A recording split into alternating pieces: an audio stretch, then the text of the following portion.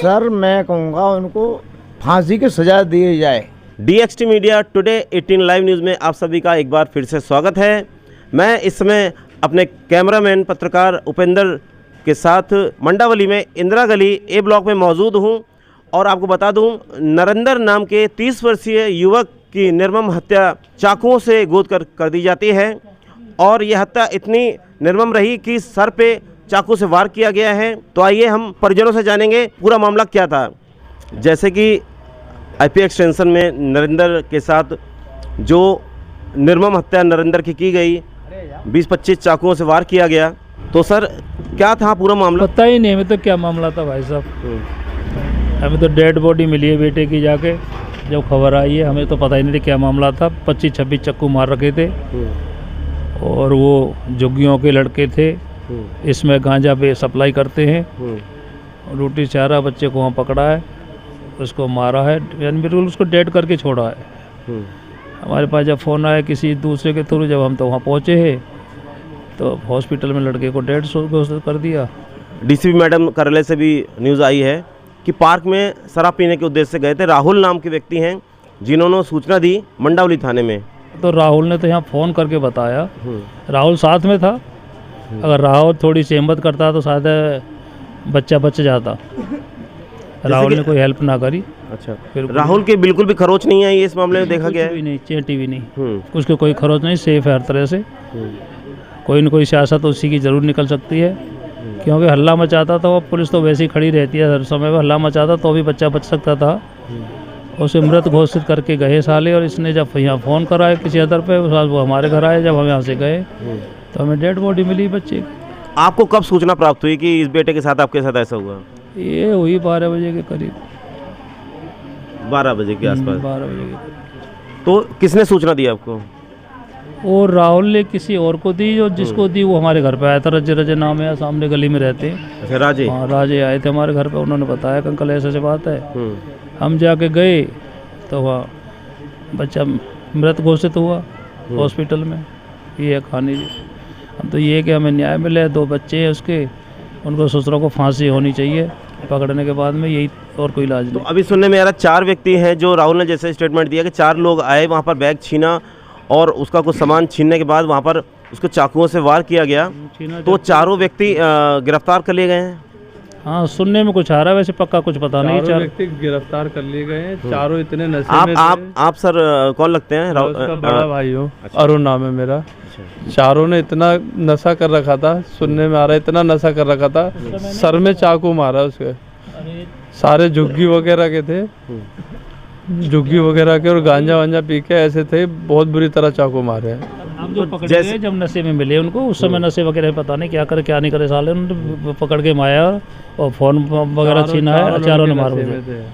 नशे में थे या नहीं थे अलग विषय है। जो नरेंद्र की निर्मम हत्या की गई तो किस कारण से की गई, उस पर संज्ञान डालिए सर। मोबाइल छीना झपटी कर रहे थे। मोबाइल छीना झपटी के अनुसार उसने मोबाइल दिया नहीं है, मोबाइल नहीं दिया और हाथापाई हुई है। उनके पास हथियार था और उन्होंने हथियार से हमला किया। फिर मतलब इसके पीछे कोई साजिश लग रही है आपको कि एकदम से ही इत्तेफाकन कोई एक हादसा लग रहा है?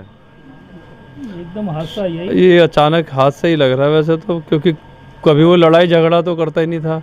उसकी कोई कभी पुरानी लड़ाई या कोई कभी वारदात ऐसी कुछ हुई नहीं, ना लड़ाई ना झगड़ा कभी। जो राहुल इसमें शामिल बताए जा रहे हैं, राहुल कौन है? उनके बचपन के दोस्त हैं? कौन है? हाँ, उसका पुराना दोस्त है, करीब 12-15 साल पुराना दोस्त है। तो क्या लग रहा है, राहुल इसमें शामिल होंगे कि हत्या में कि नहीं? सर इसका कुछ बता नहीं सकते, कुछ कह नहीं सकते कि हो भी सकता है, नहीं भी, कंफर्म नहीं है राहुल इसका। को कोई चोट नहीं है, उसके चोट नहीं है। राहुल को कोई चोट नहीं। राहुल चाहता तो शायद बच्चा हमारा बच जाता, भले ही चोट लग जाती। साला तू भी कुछ मारता पीटता या रुक्का मचाता, हल्ला गुल्ला मचाता, पुलिस भी वहीं जिप्सी खड़ी रहती है, पुलिस भी आ जाती, कुछ तो करता। उसने कुछ नहीं करा साले ने। अभी राहुल से अभी कोई बात हो नहीं पाई होगी आपकी? तो नहीं, वो तो पुलिस वालों के पास में ही है, हमसे बात कोई नहीं, पुलिस वाले पास। हमने कह दिया इसको छोड़ना नहीं। तो अभी पुलिस के आला अधिकारियों से क्या रिक्वेस्ट करना चाहेंगे, निवेदन?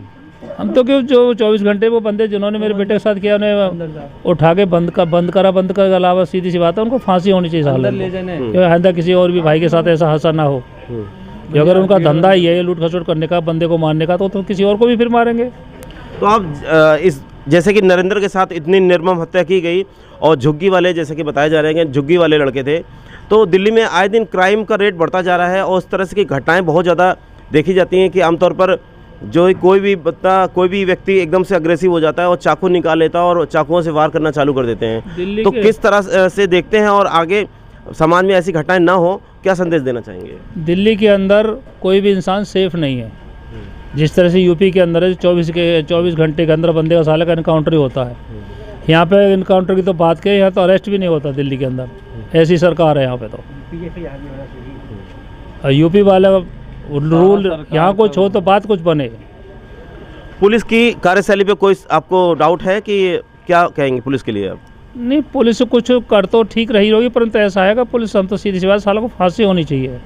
कुल मिला के 4-6 जो भी पकड़े जाएंगे कम से कम कुछ तो कम होंगे। कोई और भी बच्चा आएगा, किसी को और पकड़ेगा, किसी और से भी मारेंगे साले वो। तो उनका तो धंधा हो गया भाई, पकड़ लिए छोड़ दिए, मार लिए पीट लिए, फिर किसी को मारेंगे वो। तो उनका तो धंधा है लूटो मारो। तो साले कम से कम उनको फांसी होगी, आजीवन काल जेल हो जाएगी, तो कम से कम पड़े तो रहेंगे अंदर। कुछ तो कमी होगी, बदमाश होगी। मतलब आप चाहते हैं कि जैसे कि जो नरेंद्र के साथ हादसा हुआ और हादसे को लेकर फिर उसकी निर्मम हत्या की गई, जैसे कि सर पे भी वार किया गया चाकू से, तो इस तरह को देखते हुए कि उनको फांसी हो जाए, ये आप मांग करते हैं? बिल्कुल 100% मांग हमारी है, उनको फांसी ही होनी चाहिए, जिससे कि समाज में और लोगों को सबक मिले। और कोई भाई इस तरह से फंसे, कोई बच्चा फंसे तो वो भी बचेगा, ऐसा भी ना हो, वो भी बचेगा मरने से। नहीं तो उसे भी मारेंगे, तो तो धंधा है। उन्होंने गैंग बना रखी सालों ने, हराम का खाने ने, गांजा चास बेचना, उल्टे सीधे काम करना। और कोई बच्चा लेट से किसी कारण हो भी गया हो, उसको किसी बहाने से रोकते और कुछ छीना झपटी करते और वो बचाव करता तो उसे चक्कू मार देते हैं। नरेंद्र के कितने बच्चे थे, क्या जॉब करते थे वो? 2 बच्चे हैं उसके, 3-3.5 साल की बेटी है, 2-4 साल का बेटा है उसका। तो दिल्ली सरकार से क्या चाहते हैं, क्या मांग करते हैं कि जैसा कि उनके बच्चे हैं, उनके लालन पालन के लिए उनको देखते हुए दिल्ली सरकार से, गवर्नमेंट से क्या चाहते हैं कि मुआवजा वगैरह कुछ? चाहते तो बहुत कुछ, अगर कुछ हो जाए तो कर दे सरकार, जब है ना। हम तो चाहते तो बहुत कुछ है कि होना भी चाहिए, जैसे यूपी में हो जाता है यहाँ भी होना चाहिए। नरेंद्र के साथ जो हुआ उसके बाद उनके छोटे छोटे बच्चे हैं, उनके लालन पालन को देखते हुए कि कुछ मुआवजा मिलना चाहिए, कुछ मुआवजा मिल जाए बस उसकी पढ़ाई लिखाई के लिए। जैसे छोटे बच्चा है, एक 3.5 साल की है, उसकी अच्छी तरीके से शिक्षा मिल जाए किसी अच्छे से स्कूल में, और कुछ मुआवजा मिल जाए ताकि वो अपने आगे का काम कर सके। कोई जॉब मिल जाए अगर वाइफ को उसकी, क्योंकि बच्चों को ताकि अपना पाल सके। जैसे देखा जाए क्राइम यहाँ पे बहुत ज़्यादा है, क्योंकि यहाँ मंडावली क्षेत्र में अब वैसा माहौल नहीं रह गया। लोग हर बात पे, कुछ छोटे छोटे बच्चे नशा करते हैं, ब्लेड चाकू उन पे एनी टाइम रहता है और ऐसा वारदात होता है। सर अपने बचाव के लिए वो एनी टाइम नशे में कोई चीज़ निकाल देते हैं, कोई चीज़ वार कर देते हैं तुरंत। वो न सोचते हैं न समझते हैं। एक तो उनकी फैमिली गरीब रहती है, उनके मम्मी पापा काम करते हैं, और दूसरी चीज़ ये कि गली में लोग अपना कमा रहा है, रात को आ रहा है, वो वैसा नहीं समझते, वो वैसा नहीं कमाता बंदा। वो ऐसे पैसे के 2-4 रुपए के चक्कर में वो ब्लेड और चाकू सब चीज़ वो दिखा देता है कि उसको पैसा मिल जाए, मैं नशा कर लूँ। सर ये बहुत गलत है ये सर। इसको तो किस तरह से चाहेंगे शासन प्रशासन से और दिल्ली सरकार से कि किस तरह से कंट्रोल होगा? टाइट करें और इनको जहाँ भी देखे जिनके हाथ में ब्लेड हो चाकू उन पर कर से कार्रवाई हो। किसको कसूरवार मानते हैं आप? सर कसूरवार क्या, जिनका लड़का गया है, बहुत ही, मैं गली का मेंबर हूँ। मुख्यतः दिल्ली सरकार को कसूरवार मानते हैं कि शासन प्रशासन को मानते हैं? जो क्राइम रेट बढ़ रहा है दिल्ली में, किसको कसूरवार मानते हैं? सर कसूरवार किसको माने? अब यहाँ पे लोग ऐसे माहौल है, यहाँ पे शिक्षा का कोई प्रदान नहीं है। यहाँ शिक्षा समझ लो बदमाशी, स्कूलों में बदमाशी हो रही है, बाहर शिक्षा क्या मिल रहा है सर? लोग स्कूल जाते नहीं हैं, लेकिन सुबह टाइम से स्कूल पहुँच जाते हैं। लड़कियों का स्कूल चालू होता है, वहाँ लोग खड़े रहते हैं। प्रशासन क्या कर रही है? प्रशासन देख के चली जाती है, और वहीं पे वो हादसा ज़्यादा हो जाता है। मैं गली में रहता हूँ सर, जो भी है ये भाई बहुत सही अच्छा था, दोस्त था मेरा। जो इनके साथ गए हैं राहुल, वो भी क्रिमिनल ही है, वो भी क्राइम में एक बार फंस चुका है, किडनैपिंग में फंसा है। और खासकर कुछ मानते हैं नरेंद्र की हत्या में राहुल शामिल हो सकते हैं? सर शामिल तो कुछ नहीं, लेकिन हाँ सर जब साथ में है तो कुछ ना तो कुछ वो बताएंगे ज़रूर, जिससे कि राहुल आप मदद कीजिए उनकी, जो उनका तो लड़का गया है। बाकी जैसा भी है सर प्रशासन के मतलब उनको क्या कहना चाहेंगे आप? सर फर्स्ट ऑफ ऑल आजकल फैमिली है ना सपोर्ट नहीं करती।